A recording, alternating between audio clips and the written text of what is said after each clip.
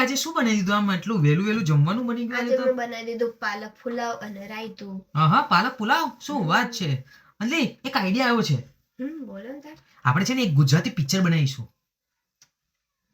તો પિક્ચરની સ્ટોરી તો કહો તમે. એટલે પિક્ચરની સ્ટોરીમાં એવું છે, એક હાડો હોય છે, એક સાસુ અને એક સસરા હોય છે.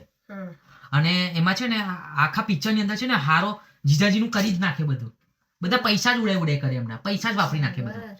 પછી સસરા છે ને આમ રંગ બદલ્યા કરે, આમ પેલો કાચીંડો કેવો રંગ બદલે એવા સસરા રંગ બદલે. બોલ આમ મેં નતું કર્યું એટલે મેં તો કીધું જ નતું, આમ એવી રીતે રંગ બદલે. બોલ. અને સાસુનો રોલ તો ખતરનાક છે અનલી. એ શું કરે ખબર છે, એની છોકરીને ફોન કરીને બધું શીખવાડે. બેટા તારે આવું કરવાનું, તારે આવું જ કરવાનું, આવી જીત કરવાની, આવી રીતે જ કરવાનું, આવું બધું. બોલ બધું ઊંધું શીખવાડે.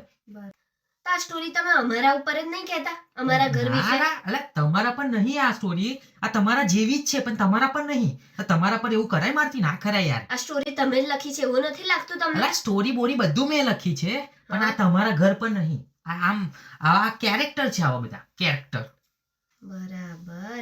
આ બેહન હવે છોના મોના બહુ પાછા તે ફિલ્મ બનાવવા વાળા. નારી આપણે આ બનાવીએ ગુજરાતી પિક્ચર આમ સુપર હિટ બનાવી જશે. નહીં મારે તમારી પર ફિલ્મ. જાઓ અહીંથી તમારું કામ કરો.